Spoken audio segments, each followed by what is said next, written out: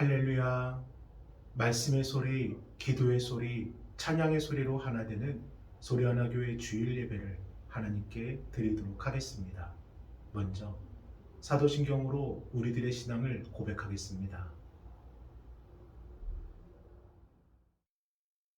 나는 전능하신 아버지 하나님 천지의 창조주를 믿습니다. 나는 그의 유일하신 아들 우리 주 예수 그리스도를 믿습니다. 그는 성령으로 잉태되어 동정녀 마리아에게서 나시고 본디오 빌라도에게 고난을 받아 십자가에 못 박혀 죽으시고 장사된 지 사흘 만에 죽은 자 가운데서 다시 살아나셨으며 하늘에 오르시어 전능하신 아버지 하나님 우편에 앉아 계시다가 거기로부터 살아있는 자와 죽은 자를 심판하러 오십니다. 나는 성령을 믿으며 거룩한 공교회와 성도의 교제와 죄를 용서받는 것과 몸의 부활과 영생을 믿습니다.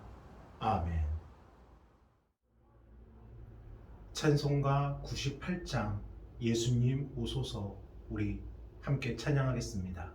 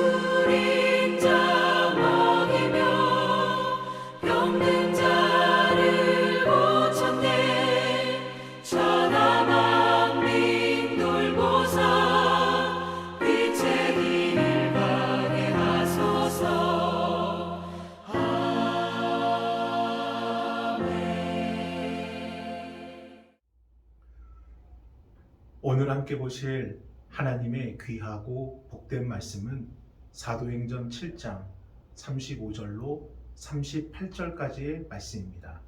우리 함께 봉독하겠습니다. 그들의 말이 누가 너를 관리와 재판장으로 세웠느냐 하며 거절하던 그 모세를 하나님은 가시떨기 가운데서 보이던 천사의 손으로 관리와 속량하는 자로서 보내셨으니 이 사람이 백성을 인도하여 나오게 하고 애국과 홍해와 광야에서 40년간 기사와 표적을 행하였느니라. 이스라엘 자손에 대하여 하나님이 너희 형제 가운데서 나와 같은 선지자를 세우리라 하던 자가 곧 이 모세라. 시내산에서 말하던 그 천사와 우리 조상들과 함께 광야 교회에 있었고 또 살아있는 말씀을 받아 우리에게 주던 자가 이 사람이라. 아멘.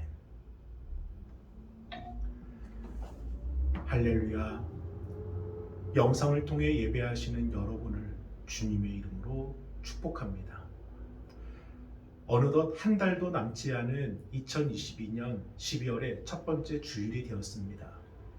떠나보내는 한 해를 마무리하고 새롭게 시작되는 한 해를 기대와 소망으로 준비하는 연말은 언제나 그랬듯 참 분주한 분위기입니다. 그럼에도 여전히 풀리지 않는 정치와 경제의 어려움, 끝나지 않는 질병의 문제, 계속해서 겪게 되는 불의의 사고와 사건은 우리의 일상의 회복을 위협하며 여전히 불안과 염려와 걱정과 두려움을 안겨주고 있습니다. 예전에 한 성도님께서 이런 질문을 저에게 하시더라고요. 목사님, 여전히 코로나는 끝나지 않고 먹고 사는 문제는 항상 힘들고 참 세상 사는 게 너무 힘드네요. 대체 하나님의 뜻이 무엇일까요? 라고요. 그때 저는 성령께서 주시는 감동으로 짧고 분명하게 말씀을 드렸습니다. 상황이 어떠하든 시간과 공간의 주인 되시는 하나님께서는 하나님의 백성들을 반드시 선하신 계획과 손길로 이끄십니다. 이것은 저의 바람이 아닌 성경의 가르침입니다. 성경은 우리를 향한 하나님의 선하신 계획과 손길이 있으며 그것이 무엇인지를 분명하고 일관되게 가르쳐주고 있습니다. 사랑하는 여러분, 삶에서 겪게 되는 특정한 상황에서만 하나님의 뜻을 찾으려 하지 마시고 우리의 삶 전체와 모든 것을 포함한 하나님의 원대한 계획을 찾게 되길 주님의 이름으로 축복합니다.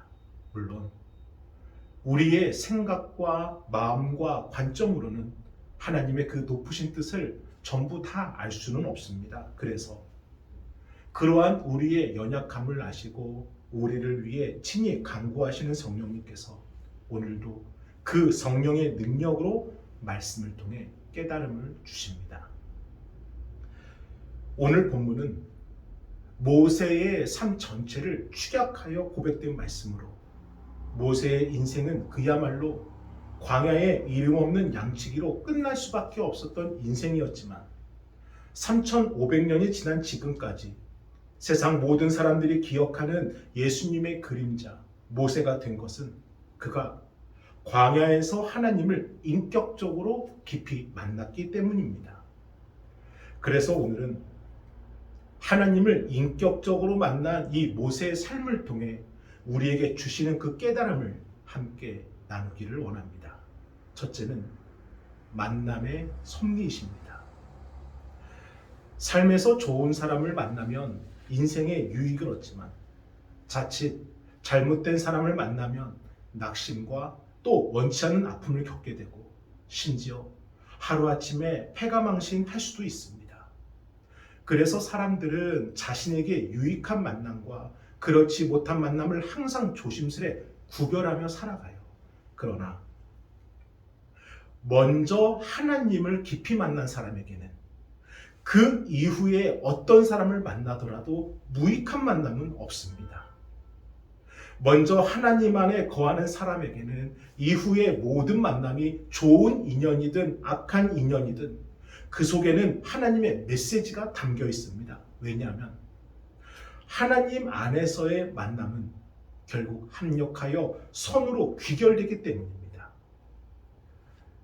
만약 선택해서 태어날 수 있다면 누가 가난하고 문제 있고 아픔 있고 상처가 있는 가정에서 태어나고 싶겠습니까? 그러니 노예의 신분인 그 부모 아래 태어난 것은 이 모세에게는 절망과 원망의 삶이 될 수 있었습니다. 그러나 그가 노예의 자식이었기 때문에 그는 태어나서 3달 만에 나일 강변에 버려졌고 그때 이집트의 공주를 만나 공주의 양자가 될 수 있었습니다. 그리고 그가 왕궁에서 무려 40년 동안 제왕의 교육을 받을 수 있었던 것도 40년 전 버려진 그때 애굽의 공주를 만나 양자가 되었기 때문입니다.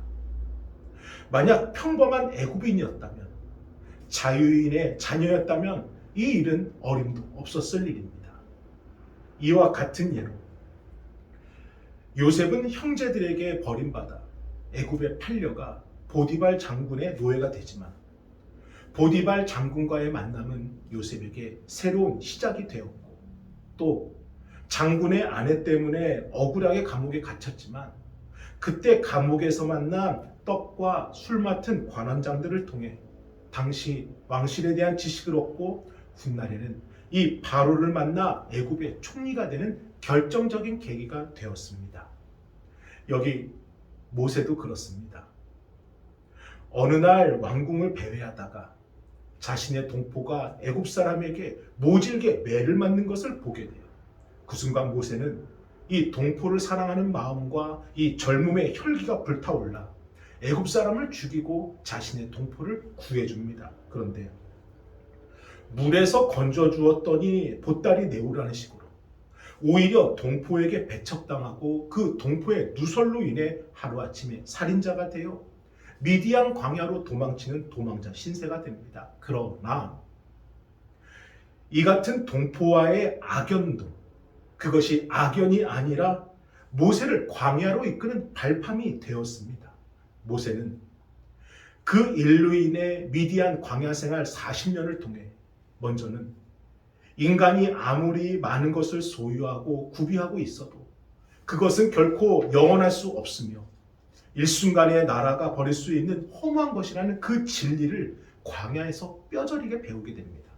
그리고 또 하나, 인생은 나그네와 같으며 오직 하나님의 도우심과 은총 속에서만 사람이 바로 세워질 수 있음을 광야에서 철저히 깨닫게 됩니다. 그래서 광야에서 낳은 첫 번째 아들의 이름은 나그네라는 뜻의 게르솜이라 지었고, 둘째 아들은 이름은 하나님의 도우심이란 뜻의 엘리에셀이라 짓습니다. 만약 모세가 광야에서 하나님을 만나지 못했다면 그는 평생 자신의 동족을 원망하며 애굽의 왕자에서 하루아침에 목동으로 전락해버린 자신의 신세를 한탄하며 그 인생 그대로 끝났을 것입니다. 그러나 하나님을 인격적으로 깊이 만나고 보니 노예의 자녀로 억울하게 태어난 것도, 자신이 도와준 동족에게 도리어 믿음을 받은 것도 모든 만남은 하나님의 섭리였고 결국 합력하여 선을 이루게 되었음을 그는 비로소 깨닫게 된 것입니다. 사랑하는 여러분, 하나님 안에서의 만남은 불필요한 만남이 없습니다. 그래서 모세의 일생을 보라는 거예요. 전혀 무가치해 보이는 그런 만남도 하나님 안에서 필연적인 연속성을 지니게 되었고, 그 모든 만남은 결국 모세를 모세되게 하기 위한 필연적인 만남으로 승화되게 하셨습니다. 이처럼 우리도 살면서 참 많은 사람들을 만나게 됩니다. 그중 어떤 이들은 내게 유익이 되기도 하지만 어떤 이들은 그 이름조차도 기억하기 싫을 정도로 내 인생을 망가뜨리는 치명적인 해를 끼치기도 합니다. 그러나 우리가 먼저 하나님을 인격적으로 깊이 있게 만날 수만 있다면 우리의 모든 만남은 유익해 보이는 만남이나 해로워 보이는 만남이나 결국 하나님의 섭리로 우리를 하나님의 것으로 바꾸기 위한 필연적인 만남으로 승화되게 만드신다는 겁니다. 그러므로 우리를 만나주시는 하나님을 먼저 만나시길 주님의 이름으로 축복합니다. 하나님을 인격적으로 깊이 만날 때 그때 비로소 알게 되고 그때 비로소 듣게 되고 그때 비로소 보게 되는 귀한 축복이 있습니다. 하나님을 인격적으로 만난 모세의 삶을 통해 주시는 두 번째 메시지는 상황과 처지와 환경은 문제가 되지 않는다는 겁니다.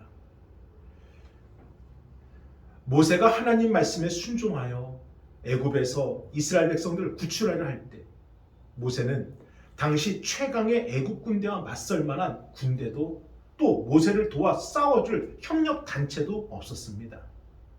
그렇다고 해서 이 거사를 실행할 넉넉한 군자금이 있었던 것도 아니고 앞으로 확실한 어떠한 계획이 있었던 것도 아닙니다. 그저 그는 오른손에 잡고 있는 지팡이 하나뿐인 빈털터리 80세 노인이었습니다. 그러니 애굽의 바로 왕도 신하들도 심지어 이스라엘의 백성들도 그 모세가 얼마나 가볍게 보이고 우습게 보였겠습니까? 그러나 모세가 하나님 안에 거할 때, 모세가 하나님과 인격적으로 깊은 관계를 맺고 있을 때 지금 자신에게 아무것도 없다는 것은 아무 문제가 되지 않았습니다. 오히려 자신에게 아무것도 없다는 그 사실이 모세에게는 가장 큰 힘이 되고 자산이 되었습니다. 왜냐하면 자신에게는 아무것도 없었기에 오직 하나님만을 철저하게 의지할 수밖에 없었기 때문입니다. 그래서 하나님께서도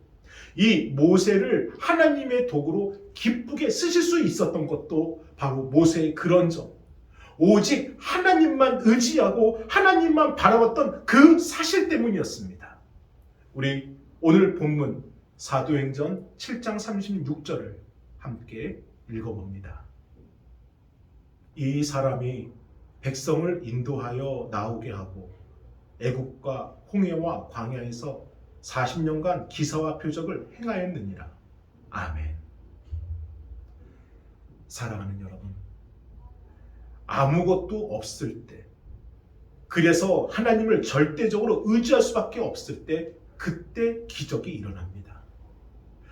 아무 쓸모 없이 끝나버릴 것 같았던 모세의 인생이 그가 하나님 안에 거할 때 그 삶 자체가 온통 하나님의 기적이 되고 자랑이 되고 대책이 된 것처럼 하나님을 인격적으로 만나 하나님 안에 거하는 자에게는 상황과 처지와 환경과 주의와 여건 자체는 아무 문제가 되지 않는 것입니다.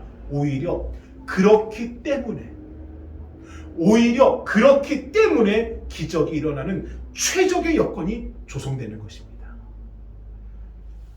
그러므로 먼저 하나님을 인격적으로 깊이 있게 만나시고 잠시지만 인내하고 기다려 주시기를 바랍니다. 하나님 안에 거하는 자에게는 그 상황을 역전시키는 역사가 반드시 일어나며 우리의 인내는 그 역전을 감당할 그 마음의 그릇을 준비하는 시간인 것입니다. 하나님을 인격적으로 만난 모세의 삶을 통해 주시는 세 번째 깨달음은 예수 그리스도의 그림자가 되는 것입니다. 우리 사도행전 7장 37절과 신명기 18장 15절을 우리 두 절을 이어서 함께 읽어봅니다. 이스라엘 자손에 대하여 하나님이 너희 형제 가운데서 나와 같은 선지자를 세우리라 하던 자가 곧 이 모세라. 내 하나님 여호와께서 너희 가운데 내 형제 중에서 너를 위하여 나와 같은 선지자 하나를 일으키시리니 너희는 그의 말을 들을지니라. 아멘. 여기 같은 뜻으로 기록된 나와 같은 선지자는 예수 그리스도를 의미하는 것으로 모세가 예수 그리스도를 가리켜 나와 같은 선지자로 부른 것은 모세 자신이 성자 하나님 예수님의 그림자라는 의미입니다. 그러면 대체 모세는 어떻게 성자 예수님의 그림자가 될 수 있었을까? 첫 번째는 말씀의 대언입니다. 우리 사도행전 7장 38절도 함께 읽어봅니다. 시내산에서 말하던 그 천사와 우리 조상들과 함께 광야교회에 있었고 또 살아있는 말씀을 받아 우리에게 주던 자가 이 사람이라. 아멘. 모세는 하나님을 인격적으로 만난 이후에 살아계신 하나님의 말씀을 받아 그것을 그대로 이스라엘 백성들에게 전해주던 대언자의 삶을 살았습니다. 그 대언의 말씀이 얼마나 많은지 창세기, 출애굽기, 레위기, 민수기, 신명기 구약 성경의 4분의 1이요 성경 전체의 5분의 1에 해당하는 방대한 분량입니다. 그런 의미에서 말씀이 육신이 되시고 삶으로 말씀을 보여주시고 들려주신 예수 그리스도. 그래서 모세는 그 예수님의 그림자가 자신이라 당당하게 말할 수 있었던 것입니다. 두 번째 이유는 속량입니다. 우리 사도행전 7장 35절을 함께 읽어봅니다. 그들의 말이 누가 너를 관리와 재판장으로 세웠느냐 하며 거절하던 그 모세를 하나님은 가시나무 떨기 가운데서 보이던 천사의 손으로 관리와 속량하는 자로서 보내셨으니 아멘. 하나님께서는 자신의 동족으로부터 배척당한 이 모세를 그 동족을 위한 인도자, 관리자로만 보낸 것이 아니라 속량자로 보냈다 말씀을 기록합니다. 속량자란 누군가를 구원하되 반드시 자신을 희생하고 그 대가를 치르고자 구원하는 자를 뜻하는 겁니다. 모세는 80세에 하나님을 만난 이후에 이 세상을 떠나는 그날까지 자신을 위해, 자신의 유익을 위해, 자신의 이득을 위해 결코 살지 않았습니다. 그는 온전히 하나님의 명령에 순종하여 하나님과 이스라엘 민족을 위해 살았습니다. 그래서 그의 헌신으로 이스라엘 백성들은 애굽 땅에서 탈출할 수가 있었고, 그의 희생으로 말미암아 광야의 40년의 삶을 무사히 끝낼 수 있었던 것입니다. 바로 이런 의미로 볼 때 우리를 죄와 허물에서 속량해 주시기 위해 십자가의 제물로 돌아가셨던 예수 그리스도, 모세는 그런 예수 그리스도의 그림자로 불리기에 전혀 부족함이 없었습니다. 마지막 세 번째 이유는 빈손입니다.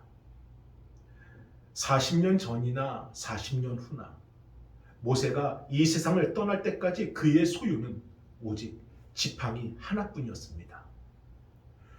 비록 노예들의 지도자이지만, 황량한 광야의 인도자이지만 당시 모세에게는 무시할 수 없는 충분한 권력과 힘이 있었습니다. 심지어 시내산에 모여 하나님의 성막을 이렇게 만들기 위한 은과 금과 온갖 보석들의 양을 모았을 때 그 양은 너무나도 엄청났습니다.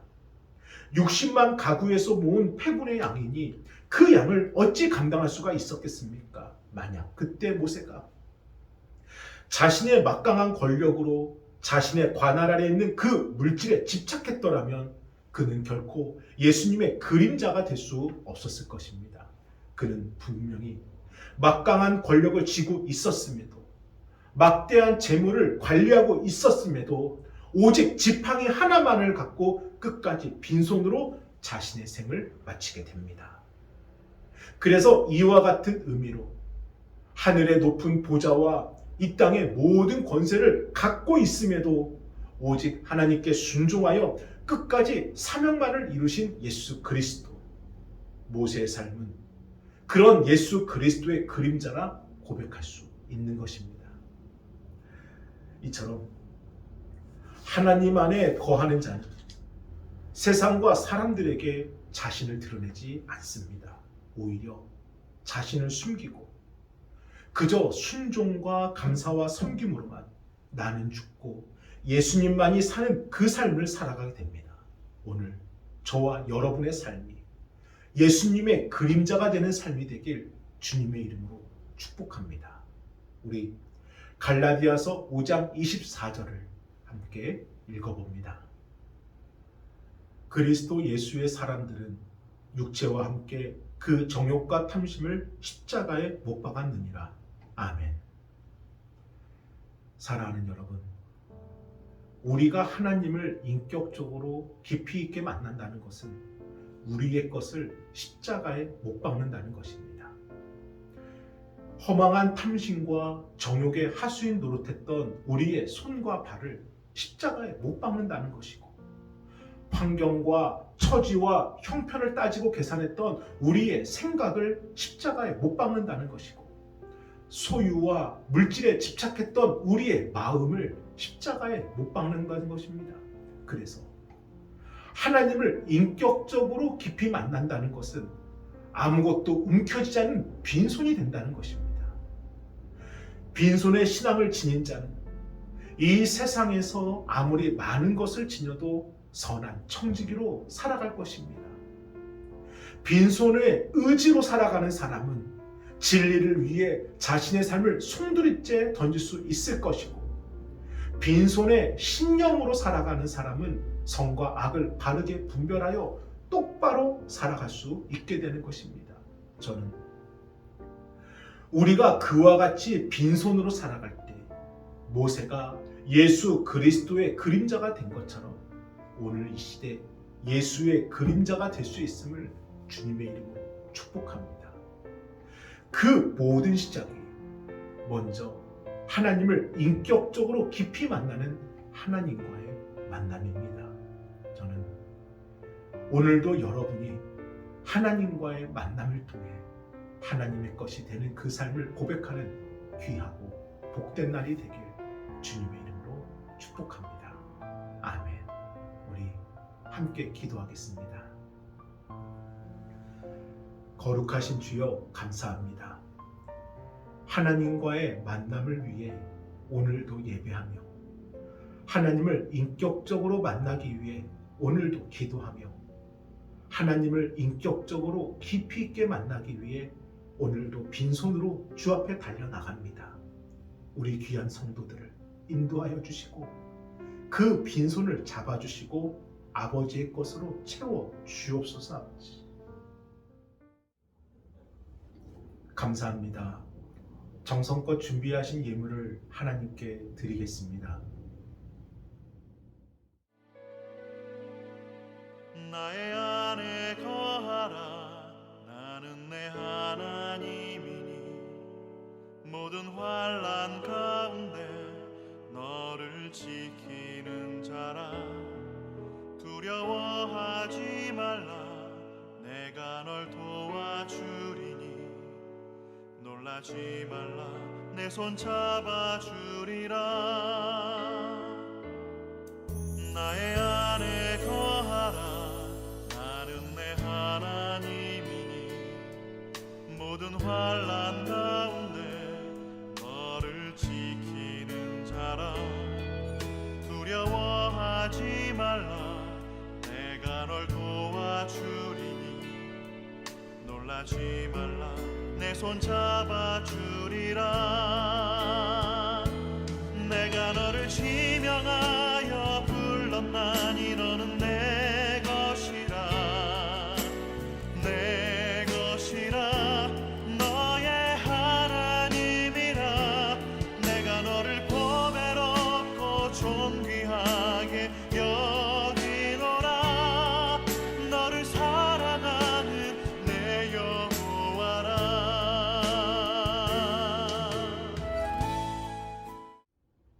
축도로 예배를 마치겠습니다. 이제는 우리 주 예수 그리스도의 은혜와 하나님의 그 크신 사랑하심과 성령님의 감화감동 역사하심이 하나님과의 만남을 시작으로 더욱더 주께서 원하시는 그 삶을 달려가는 우리 성도들 위해 이제로부터 영원토록 함께 하시길 간절히 축원하옵나이다. 아멘.